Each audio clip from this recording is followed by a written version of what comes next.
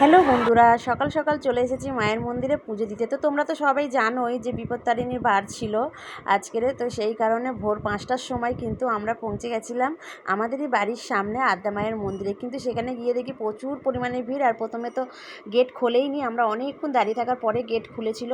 আর যত বেলা হচ্ছিল পুরো বাইরে অবধি একদম লাইন চলে গেছিলো। তো ভাগ্যিস আমরা অনেক সকাল সকাল চলে গিয়েছিলাম। তো সকাল সকাল পুজো দিয়ে কিন্তু আমরা বাড়ি চলে এসেছিলাম।